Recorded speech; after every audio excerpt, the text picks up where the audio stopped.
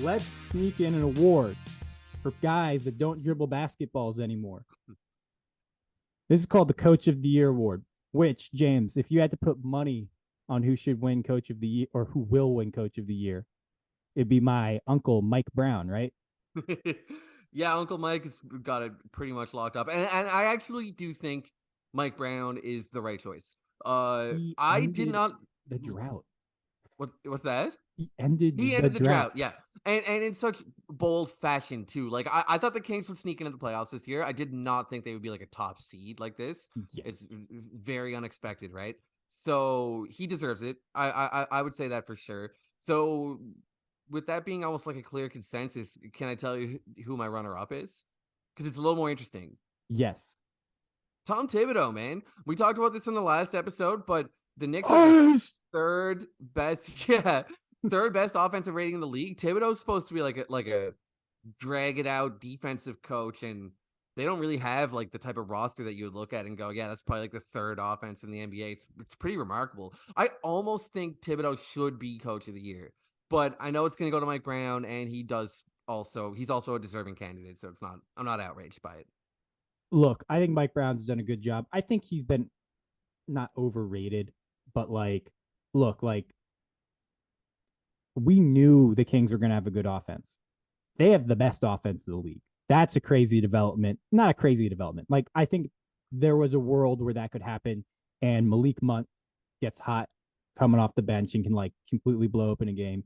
Herter's been a great pickup. Keegan Murray has been an incredibly good rookie. He wasn't even one. See, and that's the thing. Like Keegan Murray, I didn't just value because he's on a good team, right? Like Keegan Murray, but he's been a good player. Harrison Barnes, ever since he left Golden State, chronically underrated, good player. Like they have guys that can get points, but their defense is real bad. And this happens sometimes, but like they're the 3 seed, but go look at their record and then go look back at NBA history and see how many 3 seeds won like 48 games.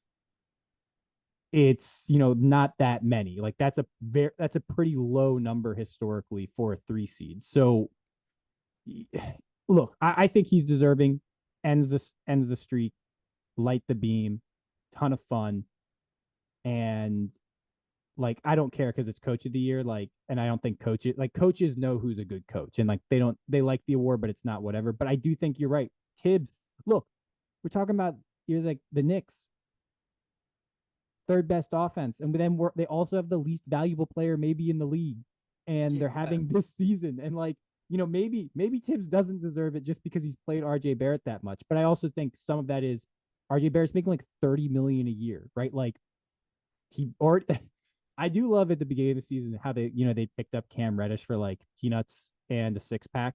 Um, and there are fans being like, how come they're not playing Cam Reddish more? And as soon as he stops playing Cam Reddish, they get amazing. You see all these Knicks fans. Why aren't they playing Obi Toppin more? I'm just like, guys, Yeah. like what I don't understand these fans where it's like my team is good, but they're not playing these young guys, and that's because the coach is an idiot. I was like, or hear me Yeah. out. Obi Toppin was what, like the 9th pick in the draft or something, maybe even a bit lower than that. He was nuts. Yeah, ninth. Most of the time, those guys don't end up being starting caliber players. Like that's just like the reality of the draft. Like once you get in that range, if you get a guy that can play it all, you're happy.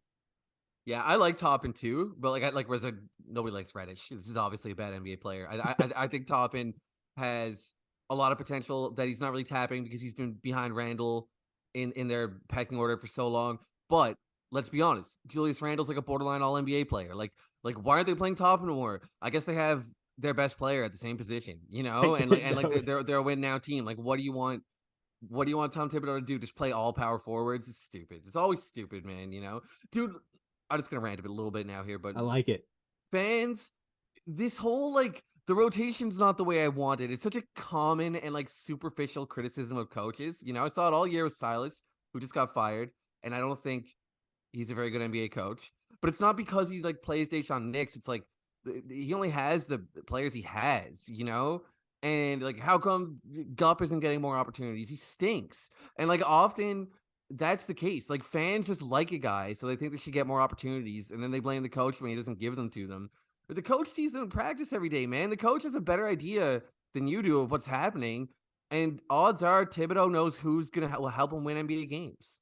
Also, there's this, and this is the biggest factor. This dude's a fucking NBA head coach, and Yeah, you are just a dude watching the team who likely doesn't work in basketball. And even if you do work in basketball, you are many levels of basketball intellect, ability, experience away from that, yeah, most likely. Now, if most a likely. fucking yeah, now if a former coach is like, I don't understand what's going on, I'll be like, interesting.